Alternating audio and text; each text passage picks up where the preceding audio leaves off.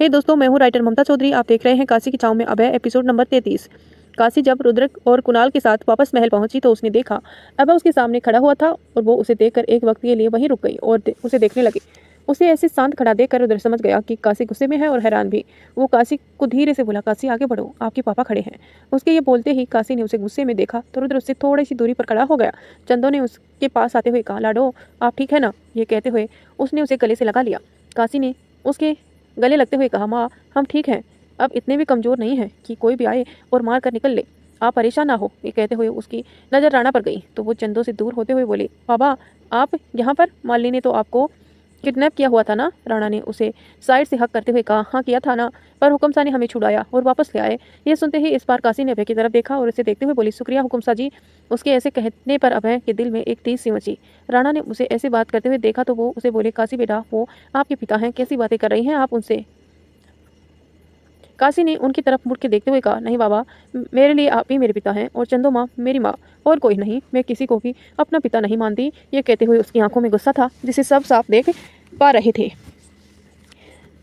चंदो ने उसे देखते हुए कहा, मत भूलो आप काशी कि आप किसके लिए ये बोल रही हो। वो आपके पिता हैं और आप पर उसका पूरा हक है। बस माँ बस करो।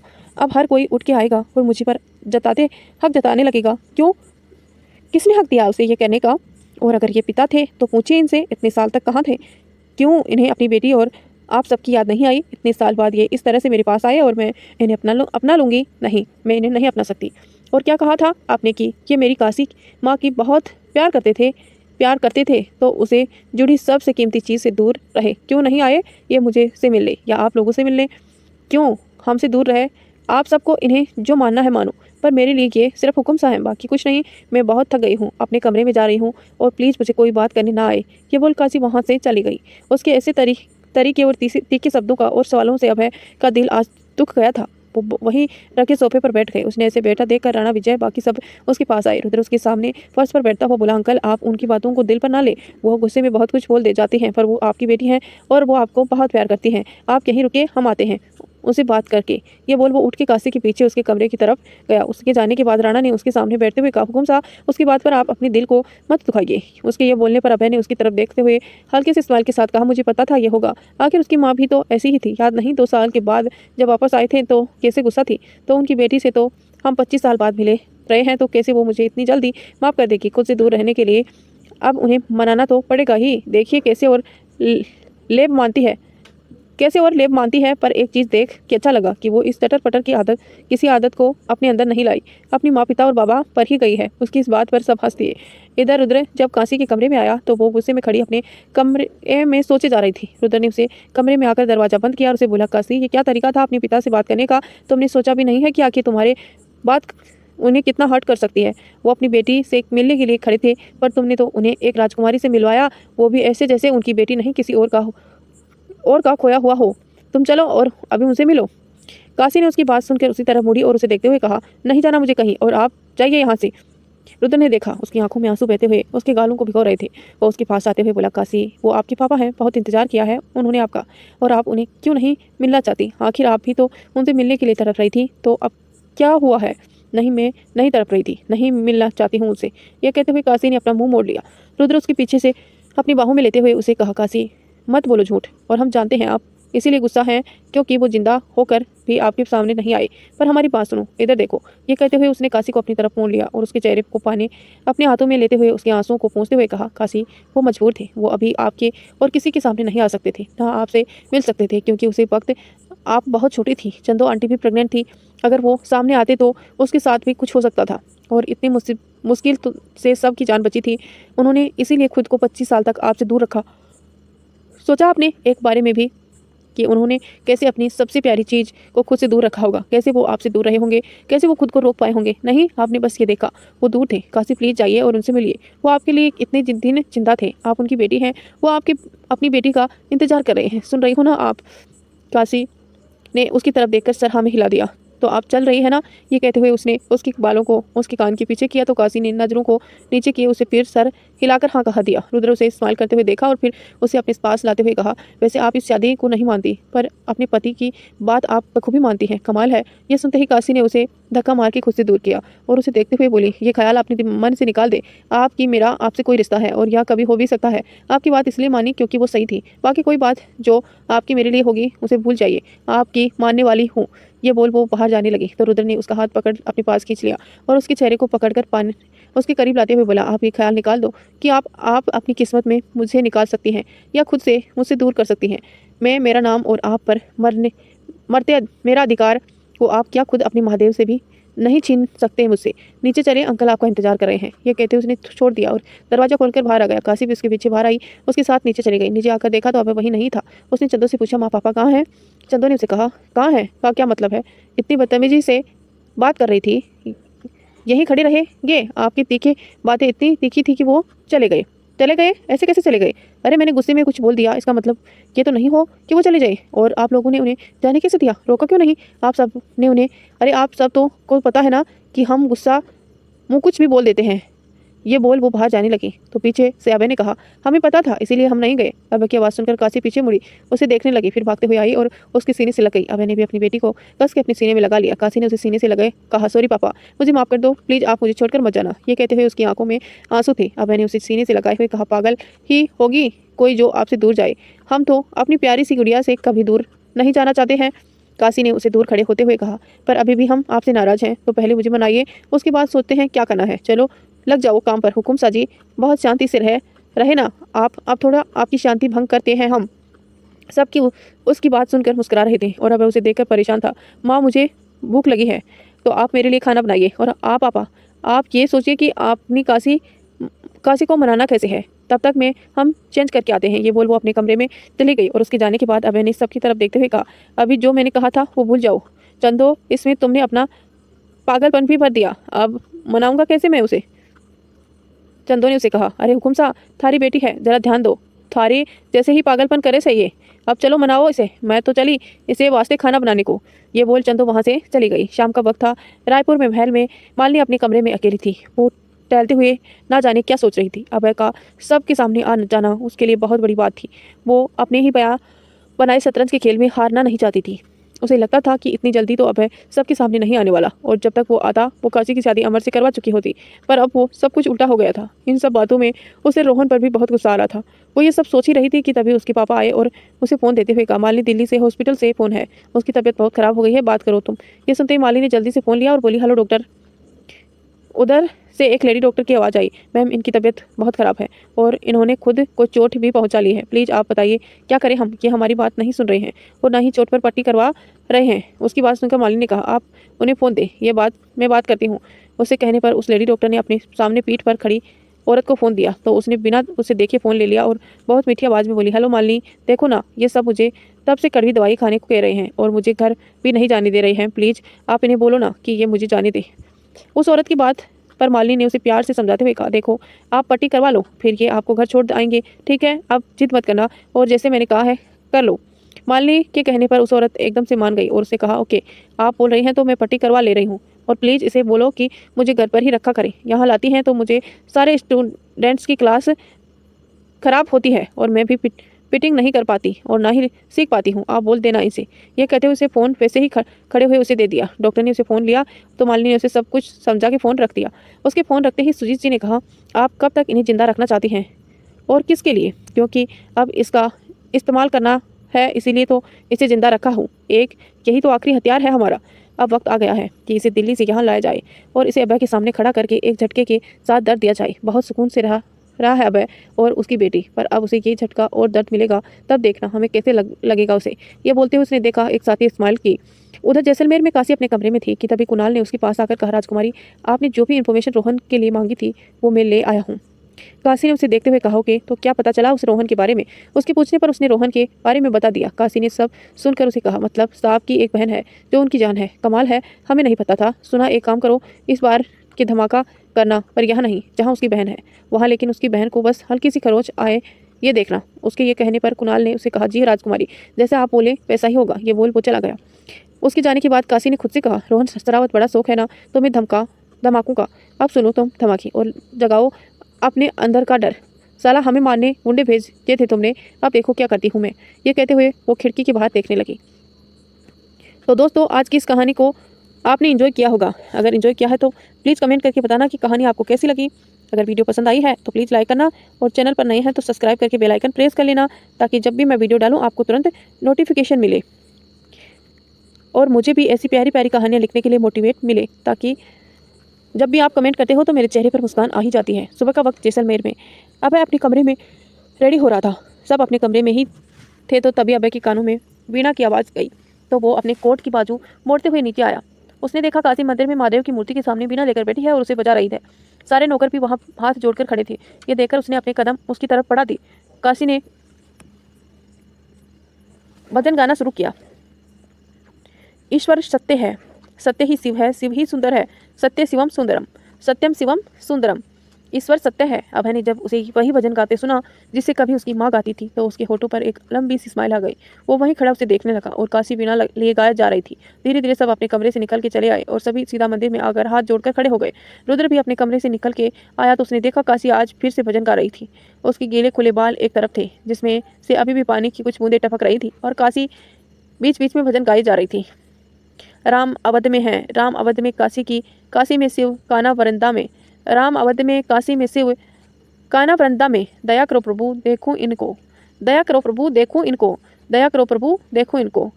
हर घर के आंगन में राधा मोहन शरणम, सत्यम शिवम सुंदरम, सत्यम शिवम सुंदरम।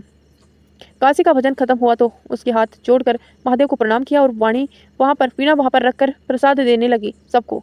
जब वो अभय को प्रसाद देने लगी तो उसने उसे प्रसाद देते हुए कहा, गुड मॉर्निंग पापा। अभय ने उसे देखकर मुस्कुराते हुए कहा, गुड मॉर्निंग मेरी राजकुमारी।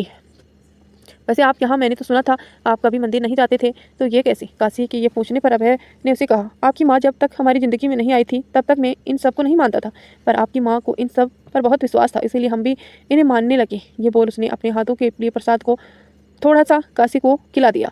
काशी मुस्कुराते हुए प्रसाद खा रही थी। वैसे आप बिल्कुल अपनी माँ की तरह ही गाती हैं। ये भजन उनका मेरे दिल के सबसे करीब है, क्योंकि इसी भजन को उसकी आवाज़ में हमने पहली बार बनारस की हवाओं में महसूस किया था, जो आज भी है। ये कहते हुए उसकी आंखों में हल्की सी नमी आ गई। काशी ने उसके सीने से लग गई। उसके बाद उसने सब को प्रसाद दिया और सब वहाँ से चले गए। जब वो रुद्र के पास आई तो रुद्र ने उससे कहा, आपकी मांग खाली है, पर ले, कहते हैं सिंदूर का रिश्ता पति की सासों से जुड़ा होता है, तो आप देख लें क्या करना है। ये बोल वो प्रसाद लेकर चला गया। काशी उसकी बात पर सोचने लगी। उसने वहाँ रखी सिंदूर की थाली को देखा, पर वो जैसे ही उसकी तरफ बढ़ी वैसे ही रोहन चीखते हुए महल में दाखिल हुआ। काशी, प्रताप सिंह कहाँ हो, निकलो बाहर, ये कहते हुए वो हॉल में आ गया। उसके हाथ में गन थी। उसका चेहरा देखकर लग रहा था कि कैसे जैसे वो गुस्से में ही यहाँ पर आया है। काशी उसकी आवाज़ सुनकर हॉल में की तरफ आई। देखा तो वहाँ पहले से ही अभय, विजय राणा और बाकी सब खड़े थे। काशी ने उसके सामने खड़े होते हुए कहा, मुझे पता है मेरा नाम, आप क्यों इतने ज़ोर से चिल्ला रहे हैं? गुस्सा कम करें, नहीं तो एक दिन आपके सर की नसें फट जाएंगी और आप मर जाएंगे। मर तो मैं तुम्हें दूंगा। तुम्हारी हिम्मत कैसे हुई मेरी बहन पर हमला करवाने की? ये कहते हुए उसने गन उस पर तान दी। काशी ने उसे देखते हुए कहा, क्या बात है, कहते हो हमला हो गया, कब हुआ? ये बोल वो उसे पीछे खड़े कुणाल को देखकर बोली, गुड जॉब कुणाल, और तुम बेटा, मैं टुच्चे से खिलौने से हम बचपन से खेला करते थे और इसे तुमने अपने पास रखो। कहे तुमने यहाँ मुझे पर एक खरोच भी दिया तो वहाँ तुम्हारी बहन को कुछ प्रॉब्लम ना फेस करनी पड़ जाए। वैसे क्या डायलॉग था तुम्हें? हमें हाँ याद आया कि तुम कहीं जाने की ज़रूरत नहीं पड़ती और धमाका हो जाता है तो रोहन शरावत जी, काशी प्रताप सिंह नाम है हमारा, भूल मत जाना, और हम यहीं बैठे बैठे तुम्हारे सोने सी बहन की पीतल जैसी भाव में बेच देंगे। वो तो हमारी अम्मा ने हमें सिखाया है कि लड़कियों की इज्जत करो और किसी से फालतू की दुश्मनी मत करो, पर हमारे बाप से पैदाइश में आने से ये सीखा, पहले तो किसी से दुश्मनी मत करो, पर जब करो तो ऐसे करो जो उसे भी पता चले कि उसे किससे पंगा लिया है। ये कहते हुए उसे गालों पर एक बड़ी सी स्माइल आ गई। रोहन ने उसे कहा, ये आज जो तुमने किया है ना, उसे हमारी दुश्मनी बहुत बढ़ गई है और तुमने मेरी बहन को बीच में लाकर बहुत गलती की है। याद रखना, उसके जिस्म पर लगा हर एक खरोंच का हिसाब मैं तुमसे लूँगा। सूद समेत तुम्हारे घर वालों से वसूल करेंगे और तैयार हो जाओ मिसेस काशी प्रताप सिंह ये बोल बचाने लगा तो काशी ने उसे पीछे से कहा, पहली बात, हम तुम्हारी बहन के बीच में लाने वाले नहीं थे, लेकिन तुमने हमारी अम्मा को मारने की कोशिश की, इसीलिए हमने तुम्हारे घर तक पहुंचना पड़ा।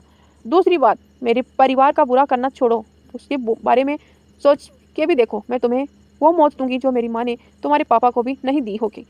तो दोस्तों इसी के साथ इस वीडियो को लाइक कर दीजिए। आपसे लड़ना तो मुझ तक ही रहना, वरना मैं भी हर बात भूल जाऊंगी। ये सुन रोहन ने बिना मुड़े अपनी गन हाथ में कस के पकड़ी और गोली चलाते हुए वहां से बाहर आ गया। काशी ने देखा उसके होल में रखे सामान टूट के पर्स पर गिरे थे तो वो गुस्से में जाने लगे, तो अभय और राणा ने उसे पकड़ते हुए कहा, जाने दे उसे। काशी ने खुद को छुड़ाते हुए कहा, छोड़े मुझे, मैं अभी बताती हूँ इसे। गजब, मतलब मेरे महल में आकर मेरी ही चीज़ों का नुकसान कर के गया। छोड़ूंगी नहीं मैं इसे, समझता क्या है खुद को। आप छोड़े मुझे। आप बाबा मैं इसे अभी बताती हूँ, मेरे घर की चीज़ें तोड़ के गया। रुक, मैं बताती हूँ अभी। वो गुस्से में बोले जा रही थी और अभय राणा उसे संभाल रहे थे। रुद्र ने अभय को देखते हुए कहा, देखो आपने अंकल जी, कितनी शांत है ये, शांति इसके मुंह से टपकती है। ये सुनकर अभय ने काशी को शांत करते हुए कहा, काशी बेटा शांत हो जाओ आप, और ये कैसी हरकत है आपकी, शांत हो। वो चला गया, चलिए आप नाश्ता करें। उसकी बात पर काशी ने झूठ खुद को ठीक करते हुए कहा, आपके कहने पर छोड़ रही हूँ, वरना मैं इसे बिल्कुल भी माफ़ नहीं करती। ये बोल वो डाइनिंग टेबल की तरफ चल दी। अभय ने उसे जाते हुए देखकर राणा और चंदू से कहा, आप लोग इसे झेलते कैसे हैं, बाप रे ये तो बड़ी खतरनाक है। इस पर शालिनी ने कहा, कोई नहीं हुकुम साहब, आप भी सीख जाएंगे अपनी बेटी को झेलना, वैसे आपका तो पहला ही दिन सिखाना शुरू हो गया। चलिए आप नाश्ता करें। ये बोल वो सबको लेकर डाइनिंग टेबल की तरफ चल दी। शाम का वक्त था। काशी का कमरा। रुद्र सब के साथ वापस माधवगढ़, शिवांगी भी उसके साथ गई थी। रुद्र तो चला गया था पर काशी के पास बहुत कुछ छोड़ गया था सोचने के लिए। काशी भी अपने काम में लगी थी। वो कॉलेज गई, वहाँ से युग के साथ वापस आई। अभय को उसके साथ बात करने और शांति से बैठने का वक्त ही नहीं मिला। उसे अपनी बेटी से बात करना था पर काशी थी कि बिजी थी। काशी बैठे हुए लिख रही थी, तभी अभय उसके कमरे में आया और दरवाजे पर नोक करते हुए बोला, हम अंदर आ जाएं। उसकी आवाज़ सुनकर काशी ने उठते हुए कहा, अरे पापा, आपको पूछने की जरूरत नहीं है, आप अपनी बेटी के कमरे में आ सकते हैं, आप आइए। ये कहते हुए काशी अभय का हाथ पकड़कर अपने साथ अंदर कमरे में ले आई। अभय को अपने बिस्तर पर बैठाया और खुद तकिए को गोद में लेकर उसके सामने चौकड़ी मारकर बैठ गई। हाँ पापा बोलो, क्या क्यों आए हैं आप, क्या बात करनी थी आपको। ये कहते हुए उसने उसका हाथ पकड़ लिया। अभय ने उसे देखकर कहा, आप क्या ऐसे ही सबको डराती हैं। उसके ये पूछने पर अंदर आते हुए युग ने कहा, अरे अंकल जी, ये सिर्फ डराती ही नहीं है बल्कि अच्छे से कुटती भी हैं। आपकी बेटी लड़ाकू राजपूत है।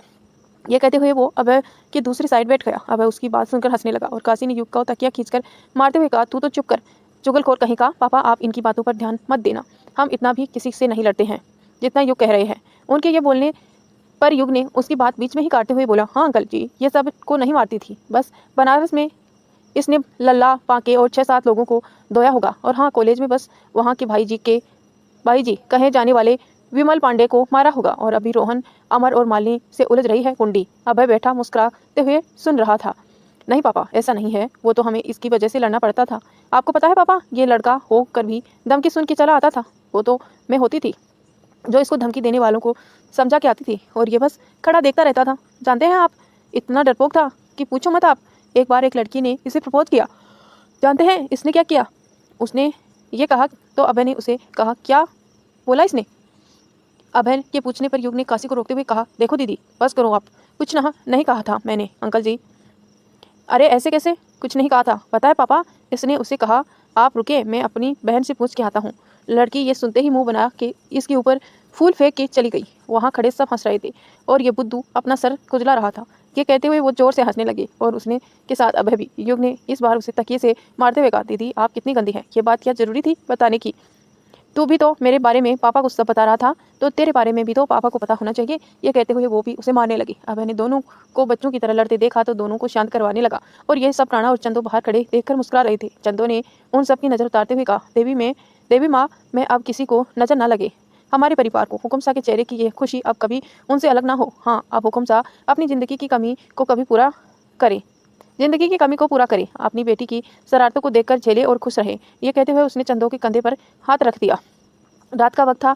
रायपुर में मालिनी किसी बात को सोच रही थी कि तभी सुजीत जी उसके पास आए और उसे बोले, क्या सोच रही हो मालिनी? मालिनी उन्हें बिना देखे वैसे सोते हुए कहा, मैं सोच रही थी पापा कि क्यों ना अब उसे यहाँ बुला लिया जाए। शायद वक्त आ गया है कि अभय को थोड़ा मजबूत किया जाए, तड़पाया जाए, उसे थोड़ा दर्द दिया जाए। उसकी बात पर सुजीत जी ने कहा, ठीक सोच रही हो तुम, पर अभय के सामने उसे लाओगे कैसे, कुछ सोचा है तुमने? उसके पूछने पर मालिनी ने उसे कहा, वो आप मुझ पर छोड़ दे, आप एक काम करो, उसे हिफाजत के साथ यहाँ ले आइए। सुजीत ने ये सुनकर उसे कहा, ठीक है, मैं कल शाम तक उसे आने को कह देता हूँ। अच्छा सो जाओ अब। वो बोल वहाँ से चला गया। मालिनी सोचते हुए खिड़की के पास आकर खड़ी हो गई। उसे दूर तक फैली काली रात को देखते हुए कहा, मैं ऐसे ही अंधेरी तुम्हारी ज़िंदगी में चाहती हूँ। अब मैं चाहती हूँ अब तुम एक बार और बेबस महसूस करो। तुम्हें पता है चले कि जिसे हम प्यार करते हैं अगर वो हमें धोखा बेरुखी जताए तो कैसा लगता है। वो कहते हुए उसे एक गहरी सांस ली। इधर देर रात काशी अपने कमरे में बैठी बार बार रुद्र की बातों को सोचे जा रही थी। तभी उसका फोन बजा। उसने देखा तो रुद्र का कॉल था। उसने कुछ सोचा और कॉल रिसीव कर लिया। उधर से रुद्र ने उसे कहा, क्या हुआ, नींद नहीं आ रही है? मेरे बारे में सोच रही हो? यह सुनते ही काशी ने उसे कहा, जी नहीं, मैं आपके बारे में नहीं सोच रही। मैं क्यों सोचूंगी आपके बारे में? है कौन मेरे जो मैं आपके बारे में सोचूं? आपका पति। आखिर आप अपने पति के बारे में नहीं सोचेंगी तो किसके बारे में सोचेंगी? वैसे आपने अभी तक अपनी मांग नहीं भरी। लगता है हम आप सच में चाहती हैं हमें कुछ हो जाएं। आप अपनी फालतू बकवास अपने पास रखें, मुझे नींद आ रही है। काशी फोन रखने ही वाली थी कि रुद्र ने उसे कहा, अरे रुकिए, आपसे एक बात कहनी थी, जल्दी बोलो, मुझे नींद आ रही है। आप अपने पास वाले ड्रॉर खोलो। उसके कहने पर काशी ने उसे कहा, क्यों? खोलो तो सही। उसके ऐसे कहने पर काशी ने जब ड्रॉर खोला तो उसमें चांदी की सिंदूर की डिब्बी रखी थी। काशी ने उसे उठा के देखा तो उस पर काशी का नाम रुद्र के साथ लिखा हुआ था। ये देख काशी ने उसे कहा, ये क्या है कंवर साहब? हमारे यहाँ रिवाज है कि शादी के बाद लड़की को उसके ससुराल से ऐसे सिंदूर की डिब्बी दी जाती है जिस पर पति का नाम होता है। तो सोचा वो रिवाज हम पूरा कर दें। तो कुणाल से बोला कि बनवा दिया और उसे रख दिया। अब आप चाहें तो इसमें रखे सिंदूर को लगा सकती हैं। चलो गुड नाइट, शुभ रात्रि। ये कहते हुए रुद्र ने फ़ोन रख दिया और काशी हेलो हेलो करती रह गई। उसे देखा फ़ोन कर चुका था। काशी ने देखा कॉल कर चुकी है। उसने फ़ोन साइड में रखा और डिब्बे को गुस्से में देखने लगी। मैं इस रिश्ते को कभी नहीं मानूंगी। ये कहते हुए उसने डिब्बे को वापस वहीं रख दिया और बंद कर दिया। तो दोस्तों कैसी लगी आज की ये कहानी? आई होप आपको पसंद आई होगी। अगर पसंद आई है तो प्लीज़ वीडियो को लाइक करना और चैनल पर नए हैं तो सब्सक्राइब जरूर करना ताकि मुझे मोटिवेशन मिले और मेरे सब्सक्राइब्स की संख्या बढ़ सके। आप मेरी इस प्यारी सी फैमिली का हिस्सा बन सके। अब बेटा हॉल में न्यूज़पेपर पढ़ रहा था कि तभी राणा और चंदो उसके पास आए। राणा ने उसे देखते हुए कहा, हुकुम साहब, आप इतनी जल्दी उठ गए, क्या हुआ, नींद नहीं आई क्या? अबे ने न्यूज़पेपर वहीं सामने रखी टेबल पर रखा और फोल्ड करके रखते हुए कहा, अरे नहीं राणा, हम तो ऐसे ही उठ गए, सोच रहे हैं अपने ऑफिस की हालत देख आए। आज सुना है वहाँ की हालत बहुत बेकार है। एक काम करो, आप अगर फ्री हो तो जयपुर वाले ऑफिस चले जाओ और वहाँ के काम के बारे में बताओ। मैं यहाँ वाला ऑफिस देख लेता हूँ। उसकी बात पर राणा ने हम कह दिया। तभी काशी युग के साथ चिल्लाते हुए नीचे आते हुए बोली, माँ जल्दी करो, आज तो हम दोनों लेट हो गए, जल्दी नाश्ता दो, नहीं तो बच्चों की नहीं हमारी क्लास लगेगी आज डीएन साहब से। ये कहते हुए वो युग के साथ नीचे आ गई। अभय उसे देखते कर मुस्कुरा रहा था। उसने अभय को देखते हुए कहा, गुड मॉर्निंग पापा। ये कहते हुए उसने उसे पीछे से एक टाइट वाला हक कर दिया। अभय ने उसके सिर पर सला दिया। राणा को देखते हुए बोली, क्या बात है बाबा, आज तो आप जल्दी उठ गए, लगता है माँ ने आपको डांट लगाई है। चुप कर, तेरी माँ मुझे क्यों डांटेगी? वो मुझे कभी नहीं डांटती।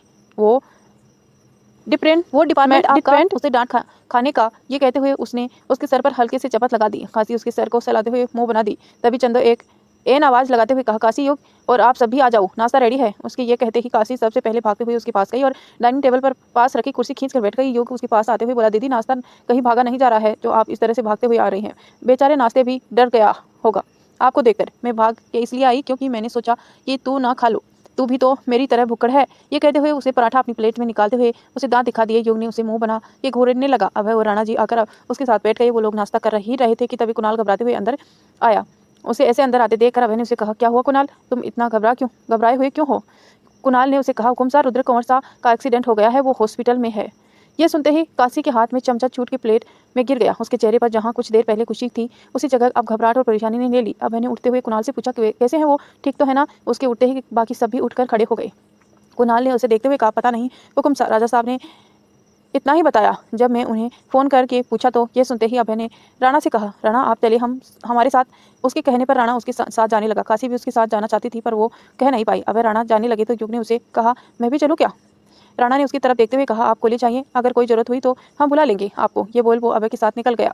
युग ने काशी को देखते हुए कहा, दीदी चले, लेट हो रहा है। उसके ये कहने पर काशी ने उससे कहा, रुक मैं आती हूँ। ये बोलकर वो ऊपर अपने कमरे में चली गई। वो कमरे में आई और उसे जल्दी से दरवाजा बंद किया और खुद को आईने में देखने लगी। उसकी मांग अभी भी खाली थी। उसके कानों में रुद्र की कही हुई बात सुनाई देने लगी, पति की जान सिंदूर से जुड़ी होती है काशी। अगर आप हमारी महारानी अगर आप हमें मारना चाहती हैं तो कोई बात नहीं, मत लगाओ इसे। उससे ये याद करते हुए अपने कदम बिस्तर के पास ड्रॉवर की तरफ बढ़ गए।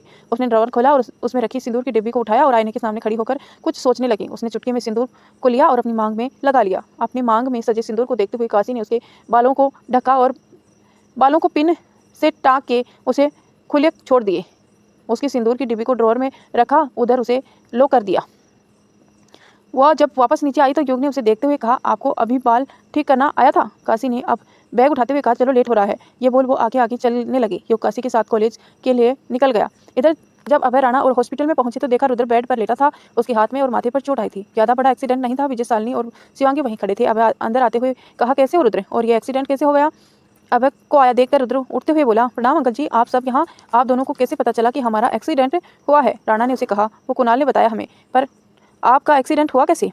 अरे कुछ नहीं अंकल जी, वो शायद कुछ दिन से कुछ ज़्यादा ही भागदौड़ हो गई थी, तो इसी वजह से शायद मेरा सर थोड़ा भारी हो गया और बैलेंस बिगड़ गया। पर डोंट वरी, ज़्यादा चोट नहीं है, हल्की सी ही चोट है, कुछ दिन में ठीक हो जाएगी। ये कहते हुए वो मुस्कुराने लगा और किसी को खोजने पर जिसे उसकी नज़र खोज रही थी वो तो आई ही नहीं थी। रुद्र ये बात समझ गया था। उसने खुद को ही शायद समझाने की कोशिश कर ली थी।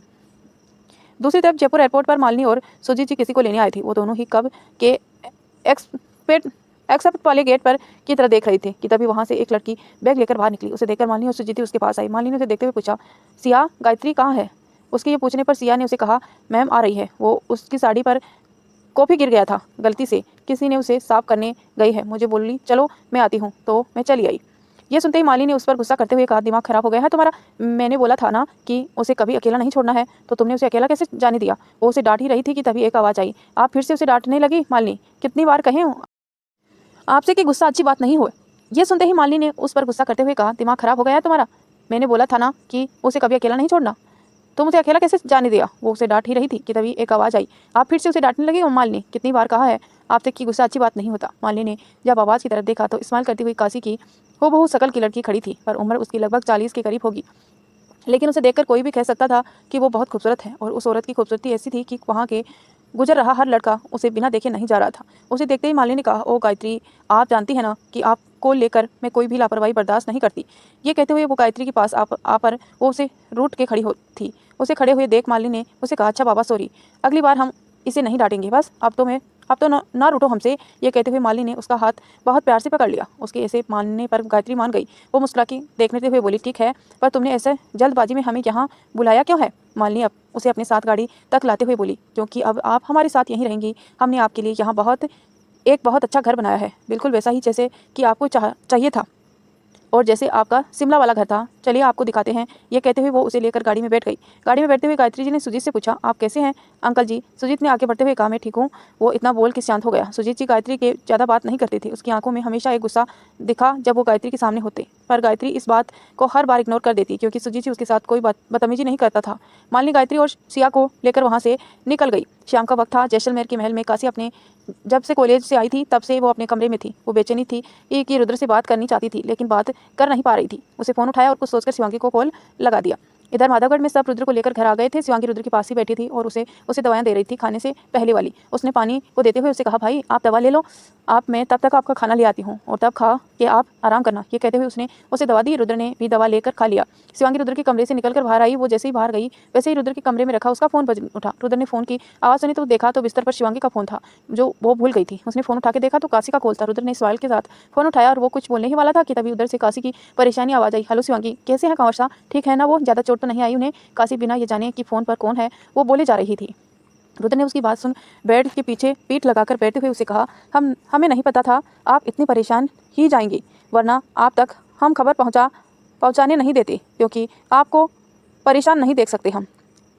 काशी ने जब रुद्र की आवाज़ सुनी तो वो हैरान हो गई। रुद्र ने उसकी खामोशी को महसूस करके कहा, मैं ठीक हूँ काशी, आप परेशान ना हो, बस हल्की चोटें हैं जो बहुत जल्द ठीक हो जाएंगी। वैसे आप मेरे लिए परेशान थी, ये देखकर मुझे अच्छा लगा। लगता है कहीं ना कहीं हम जगह बना रहे हैं अपने दिल में, आपके दिल में। उसकी ये बात सुनकर काशी ने उसे कहा, नहीं, आप मेरे मन में भी क्या दिमाग में भी जगह नहीं बना रहे। आपका एक्सीडेंट था तो हमें लगा पूछ लेना चाहिए, इसीलिए मैंने फ़ोन कर दिया, और आप तो कुछ गलत ही सोचने लगे, इसीलिए मैं आपके पास फ़ोन नहीं की जानती थी। अभी आप वापस से कुछ ऐसा सोचने लगेंगे जो हो ही नहीं सकता। बाय, गलती कर दी फ़ोन करके। ये बोल काशी ने गुस्से में फ़ोन रख दिया। रुद्र ने हंसते हुए फ़ोन बिस्तर पर रखा और अपने फ़ोन में काशी को कॉल किया। काशी ने फ़ोन रिसीव करते ही बोली, मुझे आपसे बात नहीं करनी। क्यों? आप मुझे बार बार कॉल कर रहे हैं। ये बोल काशी कॉल कट करने लगी तो रुद्र ने उसे कहा, काशी, अगर आपने फ़ोन रखा तो मैं खाना नहीं खाऊंगा और दवा भी नहीं लूँगा। फिर अगर मेरी तबीयत ख़राब हुई तो इल्ज़ाम आप पर आएगा। इधर जब तक मैं खाना ना खा लूँ मुझसे बात करो और ऐसे पास रहो। उसके ये कहने पर काशी खामोश रही। रुद्र ने उसे खामोशी को महसूस करके उसे कहा, क्यों ये खामोशी? हाँ है आपकी। उसके ये पूछने पर बस रुद्र को काशी की चूड़ियों की आवाज़ आई। ये सुनते ही वो समझ गया कि उसकी हाँ है। वो बैठा बस काशी को सांसों के शोर को महसूस कर रहा था। तभी एक नौकर के साथ शिवांगी खाना लेकर अंदर आई। उसने पानी का जग बगल वाली टेबल पर रखने को कह दिया और खुद खाने की प्लेट को उसके पास रखते हुए बोली, भाई आपका खाना। रुद्र ने खाना देखते हुए उसे कहा, शिवांगी आप जाइए, हम खा लेंगे, और हाँ आपका फ़ोन आप यहीं छोड़ के गई थी, इसे भी लेते जाइए। उसके कहने पर शिवांगी ने उससे कहा, अच्छा ठीक है, पर आप खाना खा लेना, दवा लेकर सो जाना, मैं चलती हूँ। ये कहकर वो चली गई। उसके जाने के बाद रुद्र उठा कर दरवाज़ा अंदर से बंद किया और आकर उसके टेबल पर रखे अपनी ब्लूटूथ को फ़ोन में कनेक्ट कर कानों में लगा के बिस्तर पर बैठ गया। काशी खामोश थी, बस रह रहकर उसे पायल और चूड़ियों की आवाज़ सुनाई दे रही थी। रुद्र ने खाते हुए उसे पूछा, एक बात पूछूं आपसे? काशी ने उसे कहा, हाँ पूछिए। आपने सिंदूर लगा लिया या नहीं? नहीं, काशी बस इतना बोल के शांत हो गई। लगा ले कहीं मैं सच में निकल ना लूँ, फिर आप सिर्फ पछताती रह जाएंगी। ये बोल वो खाना खाकर प्लेट टेबल पर रख आया। काशी ने बिस्तर पर लेटते हुए कहा, अगर मैं सिंदूर को अपनी मांग में लगा लूँ तो क्या देंगे आप मुझे? रुद्र ने मुस्कुरा के कहा, अच्छा तो हमसे डील हो रही है, चलिए ठीक भी है, आप जो मांगे आपको मिलेगा। एक चीज़ कि मैं आपको छोड़ दूं क्योंकि वो नहीं होने वाला, बाकी आप कुछ भी मांग लो। काशी ने उन्हें कहा, पहले वादा करें कि आप वो देंगे जो मैं आपसे मांगूंगी। रुद्र ने दवा खा के लेटते हुए कहा, ठीक है, वादा करते हैं, मैं इस सिंदूर को लगा लूँगी, पर शर्त यह है कि आप मुझे मिलेंगे नहीं, चाहे जो हो जाए। अगर जैसलमेर भी आए तो भी आप मुझसे नहीं मिलेंगे, बताया देंगे आप ये? काशी के मुंह से यह सुनकर इस बार रुद्र खामोश हो गया। तो दोस्तों, क्या काशी की शर्त को रुद्र मान पाएगा या फिर कुछ नया ट्विस्ट आएगा कहानी में, ये सब जानेंगे हम नेक्स्ट एपिसोड में। तब तक आप चैनल के साथ बने रहिए, वीडियो को लाइक करें, चैनल को सब्सक्राइब करें। धन्यवाद यहाँ तक बने रहने के लिए। मिलते हैं नेक्स्ट पार्ट में। स्वस्थ रहिए, मस्त रहिए।